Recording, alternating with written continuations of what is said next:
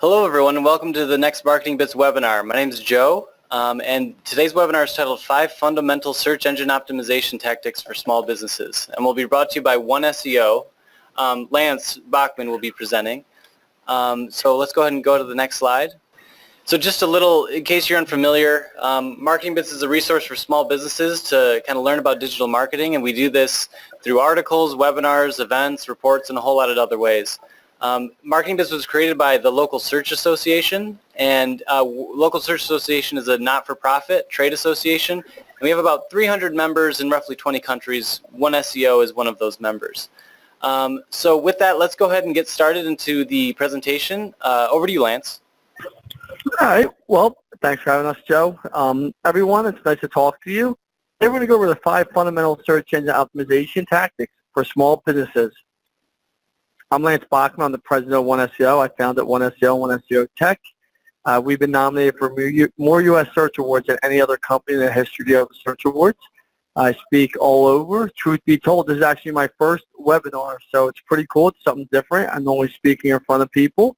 Some of the categories that we've been up for is Best Local Campaign, Best Mobile Campaign, Best SEO Campaign, Best Large PPC Agency, Best Large SEO Agency. A little bit about One SEO. We're about 115 employees located right outside of Philadelphia, and we love what we do.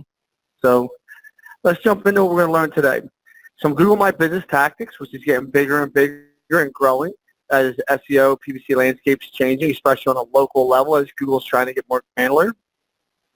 Link building strategies, it's still the #1 signal for coming back on the SERPs is link building. On-page optimization is still why it's important. Claiming and verifying your listings, how to do it and why. And last but not least, the impact of online ratings and reviews on a local level and on a national level. So let's talk about Google My Business. As you can see right here, Google is trying to make Google My Business come out so people aren't going to your website as drastically. So this is now an extension of your website, an extension of your brand. So that's the whole reason why Google My Business is becoming more and more. You want to have it fully optimized for accuracy, meaning your hours, what your message is, quality images, reviews, and your Google posts. You should be using Google Posts every week. Go in your descriptions and service section and make sure that's all filled in. As you can see, Google will bring back your reviews if someone searches for your branded terms. So you might get a recommendation, a referral, and someone does a query for your brand, and all of a sudden they see a bunch of great reviews, a bunch of great stories, and all your profiles filled out. They might not ever even go to your website to find out more. They might just call you directly from here, especially on a mobile device. So make sure you take the Google My Business, have it filled out correctly. You can add video to this, images, everything. Why is Google My Business so important? You can control what people say. It's a critical review platform. And when I say you control what people say, what people see is if you have the right messaging on Google My Business as your right brand, when someone's doing a non-branded query or your branded query on a reference, you can actually show your reviews, your ratings, your hours, what you do, images to show you're the authority, whatever it may be. As you know, reviews are getting bigger and bigger. Referrals are going down less and less. Make sure you have great reviews. Make sure you respond to all your reviews. Make sure you respond to any negative reviews in the right manner. This is a lead generation tool. You can call, you can text, you can get directions. We actually have a local watch company here that does repairs, and he was shocked by how many people use this tool to drive for directions to his location to change out batteries or get his watch repaired. You can actually track the phone calls. You can see how many people went to your website, requested directions, had a chance to chat with you. These are all metrics that you can see by somebody knowing a branded query or non-branded query. This data will be saved for a year back total, and you can actually download the data and archive it so you have it. But this is important, and this is not going anywhere. This is growing for Google, and they're making sure that it grows, and they're working into a lot of different search results. Why is link building so important for SEOers still today? It's because link building still, when you walk through the Google, and I apologize, that's an ambulance right there. As you walk through the Google New York office or California office, you'll see links all over their walls. Links still sends the signals that people need. People say content is king. That is true, but content is for creating good quality links back. and you want to have great, healthy link earning. You want to focus on industry-specific links. You want to make sure you have branded and good key phrase links to your website with nothing spamming. Produce quality, shareable content and visuals, infographics, videos, or maybe monitor your brand mentions and get links from outside sources. You really want to get links. I cannot stress that enough. You know, when you use a tool like Majestic or Ahrefs, you want to really see what you're coming back for, what the majority of your links say about you. And this is a pretty good tool that just gives you a quick snapshot. You know, one of the number one ranking factors is links. Draw relevancy to your keywords, be the authority in your industry. The more websites that link to your website, the better off and credible you are. As long as they're good quality websites. If they're garbage, spammy links, you will get banned from Google. So watch what you're doing and watch who you hire. On-page optimization is still a huge piece of it. You know, people will say to us, on-page doesn't matter, or they don't understand on-page. On-page is to making sure that you come back. You know, you have this whole site and maybe 5, 10, 15, 20 pages. This is your way of optimizing your page titles, your meta tags, giving valuable content, internal linking, making sure your architecture is correct, making sure your images have the right alt tags and files to the images, making sure you have the right social signals coming to your site. This is where Google is going to make sure, and you're communicating to Google, this is what this page should be coming back for, this is what it's relevant for, and with good quality links, you're going to find yourself ranking on these pages. You know, people will say to you, oh, on page, I don't do it anymore, I just build links. Definitely do on page, especially on a local level, you're going to see your traffic increase. Why optimize? Grab the attention of Google's algorithms, ensure maximum visibility. Tell search engines what you should be relevant for. Why would you or your brand need reputation management? You know, think about this. You want to make sure that you have all the right information going on in your site for reputation management. You want to make sure you're building the correct links, telling Google the right information. You know, if you have negative reviews on Yelp, you know, wherever I speak, Yelp is the number one thing that comes up. You know, why does Yelp push down my bad reviews and, push up my bad good reviews and leave up my bad reviews? Well, that's what Yelp does. You know, Google's more fair of a practice. Facebook giving glass doors. You know, you want to make sure that you don't have people out there defaming your company. You want to make sure people are telling the truth. Look at the forums. Make sure you actually, I tell people this all the time, make sure you actually monitor the bad reviews, but go out and earn great reviews and ask your customers for them. Stay on top of your online reputation. You know, the biggest thing now with people accessing Google so fast and Facebook and being able to check up on companies' reputations, it will kill a sale before it even starts, and it will even kill a sale before it initiates that sale. So this is really why you want to optimize all of that part for you. Claim and verify your listings on all these places, Google, Yelp, Facebook, Apple Maps. Search engines want to provide people with accurate information. Make sure people can find your place in your business listings everywhere they are.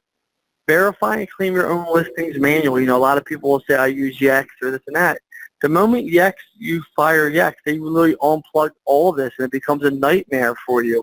So we're not Yext fans at all, and that's not a shot at Yext. You know, you're held hostage to them, and if you manually go do this, you can control it for you. Make sure you include your phone numbers, address, your listings. They'll give you a verification code. Now you own the listing.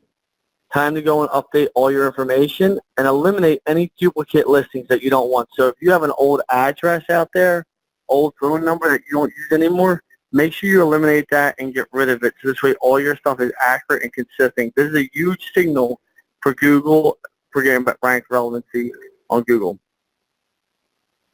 I can't stress online reviews enough. This is the make or break of everyone. You know, whenever I'm speaking anywhere, whether it be PubCon, whether it be Rocks Digital, where I'm keynoting this year, it's people always want to say you've got reviews, and they want to say, well, I got 4 or 5 reviews for my competitor, or I got a crazy customer. Well, what about all the good? Every company has a story to tell. Let you tell your story because somebody else will. And that's the whole thing. If you don't take reviews serious, and I always refer this to anybody, you know, you meet a guy or a girl in a bar and they're a great human being, and you go ask 5 people about them and they say, oh, they're a crumb, they're a jerk. you're probably not going to go out with that person or hang out with that person. Online is the same. If someone's just doing a Google search for something, whether it be branded or not branded, and they see negative and not a bunch of positives, they're not going to do business with you. There's too many options. I say this to people all the time. Nobody uses Google to make a slow decision. The majority of people using Google, 91% of all service-based companies, start on Google. It's for an immediate need. I'm thinking about it, and I start the buying process or the research process. You know, online reviews have shown up to 70% of purchasing decisions. I believe that 100% because you'd be shocked how many people will say, I see negative reviews on this company, positive reviews on this company. And we took a roofing company just with reviews alone out of Vegas. They had about 37 negative reviews. We got about 400 positive reviews in 2 years. And he tripled his business on the same exact budget prior to 5 years ago. And as you know, PPC's increased, SEO's increased. And just on reviews alone, we weren't talking, letting him tell his story, letting his happy customers tell his story where he never took it serious before. So send out surveys, after people purchase, see what's going on. Talk to people, make sure they're giving you reviews. There's platforms out there like Reviews Buzz and Pody, all these cool platforms that are very low entry points. They get new reviews. So some of the key takeaways of this quick webinar, control your online image with Google My Business. That's first and foremost. That's huge. That's as important as your website now.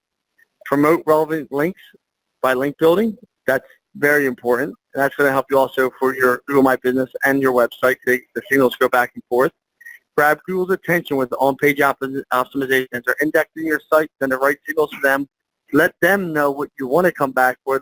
Don't make them decipher it. Stake your claims in all your listings and own them. And the biggest thing is harness the power of positive reviews and what it can do for your company. I mean, it can just change it drastically. Does anyone have any questions for me? I mean, I know I want to keep it quick and short. There's only about 5 slides, but you can ask me any technical questions, any in-depth questions.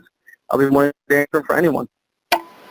Okay, great. Thanks, Lance. Yeah, that's a lot of great information. And I just want to remind everyone, if you do have questions, you can type them in the question box on the screen. So one question is, there's 5 different tactics that you kind of went into, all extremely valuable to SEO success. Which of those things do you think are things that a small business could maybe do it themselves? Which things can't they? Are there any things that they can do themselves? What is your kind of suggestion on how to address doing this kind of work? So that's a great question. So there's 2 things, right? It's time management. Do you have the time? You have the knowledge, right? If you don't have the time, you don't have the knowledge, you're going to have to hire someone. But if you do have the time and you're a pretty self-starter and you're educated, you 100% can manage your own Google My Business. You 100% can go get all the listings out there that are and claim them yourself. There's tools out there like Yext that tells you where they go get the listings. They give you all the information. The White Spark's another tool. So yes, it's a matter of going out and putting the time in, Joe. But yes, those 2 are the biggest 2. I don't believe a small person that's not an SEO is going to be able to do on-page. Reviews they can do themselves. Ask every single person you meet, hey, do you mind giving me a review that used your service that's happy? Why not? Explain to them how hard it is to earn business out there and you're trying to grow your company. I mean, we've seen a lot of great feedback with those. So my things, Joe, I would say is harness that someone gives themselves is own their own listings, reviews, and Google My Business. They're not going to be able to do link building and on-page themselves, the average person, number 2 and 3. That'd be too. I hope that answered your question, Joe. Yeah, that's great. So here's a little bit a more technical question. In regards to on-page optimization, do you have any sense of like a best practice for page title and description? Well, if you're asking how many characters, you can sit there and you take a look. I think we put it in the slides for you. Let me just go back and just make sure I put it in the slide for you. So right here, if you take a look, you see the title tag right there, 109 characters, descriptions 154, 5 to 10 keywords.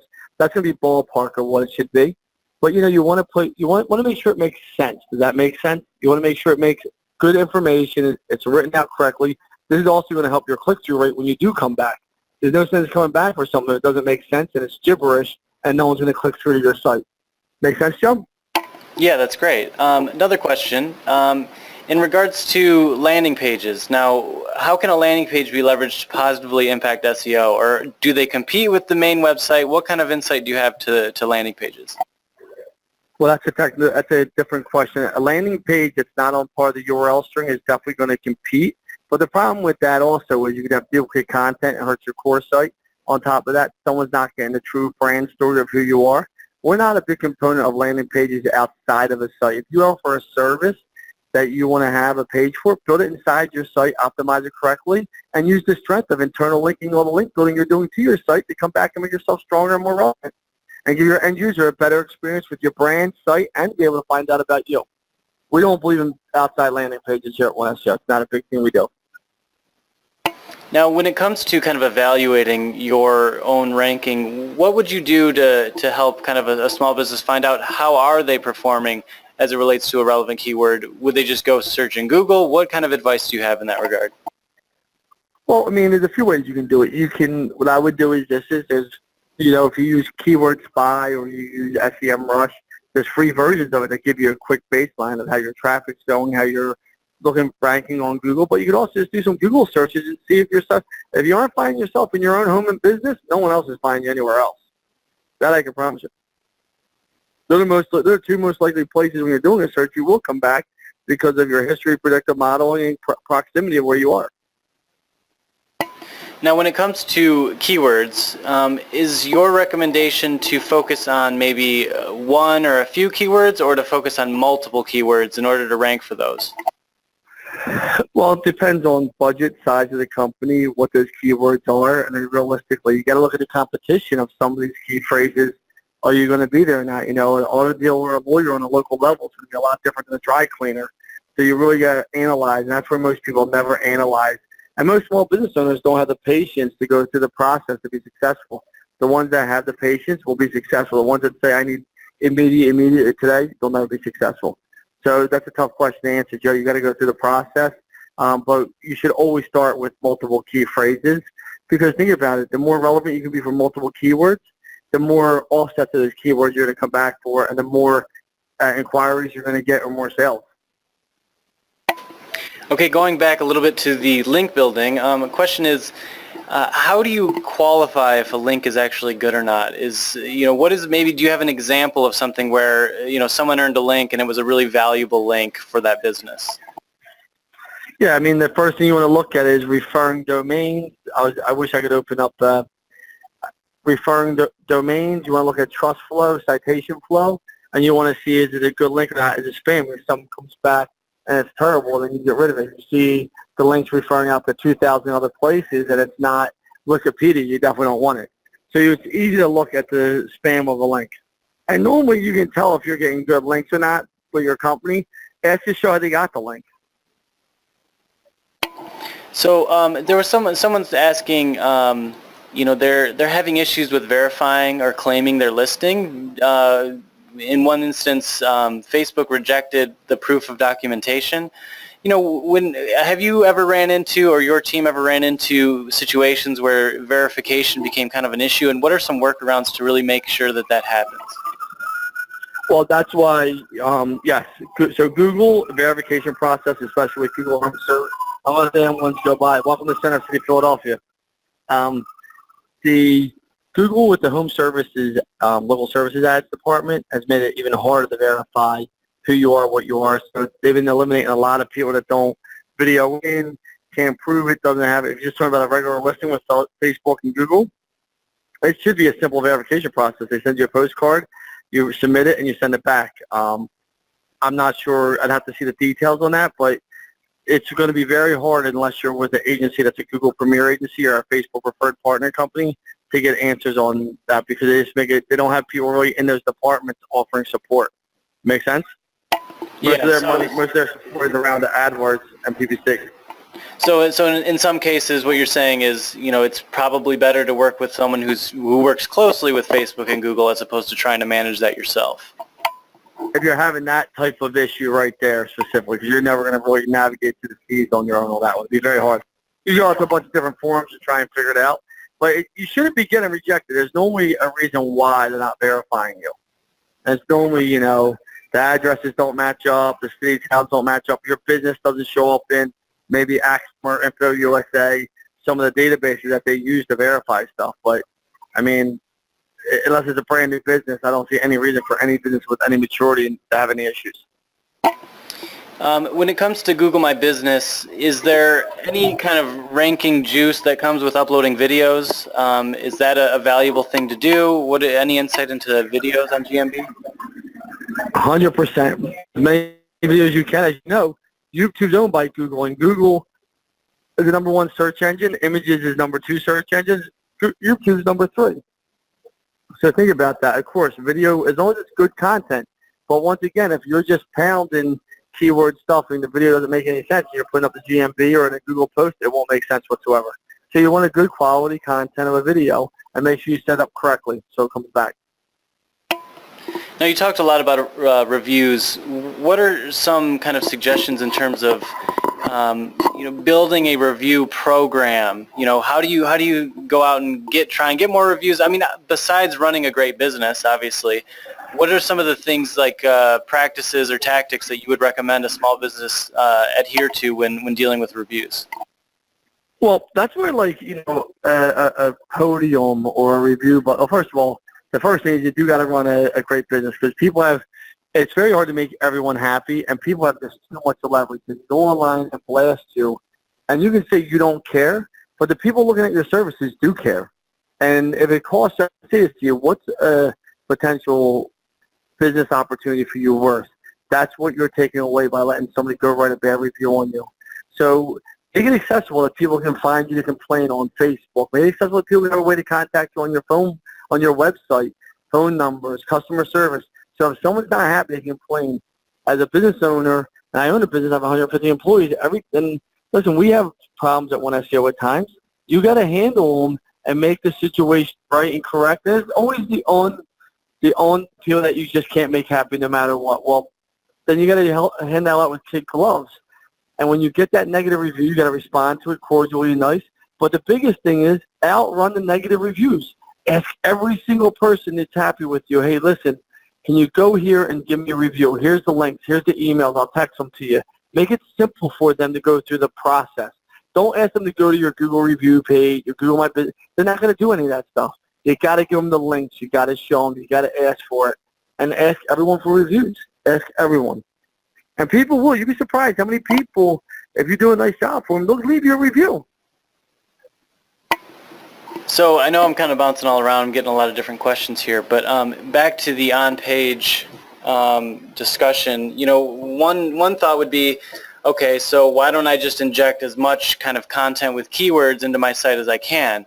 It seems a little bit spammy, but is that going to help improve your ranking if you're just kind of adding a ton of content injected with a bunch of the keywords, or is there a better practice than that? You'll get banned. First, it won't make sense. So with semantic speaking, Google understands what makes sense and what doesn't make sense. So you got to think about it semantically. How does this flow? How does the engine going to read this? Is it good quality content? Spamming stuff in keywords using keyword density, that was dead about 3-4 years ago. Yeah, it will never work. It might work for a few weeks, but you'll come down eventually. And you'll never go back up. And once you go up and you go down, it's very hard to go back up. I try to explain that to people.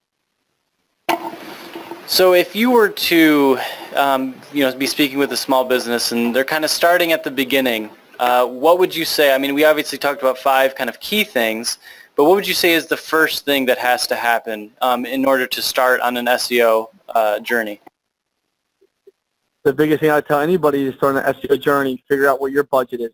Figure out what your digital marketing budget is for your first year and stick to that budget and give it time, because everything does take time.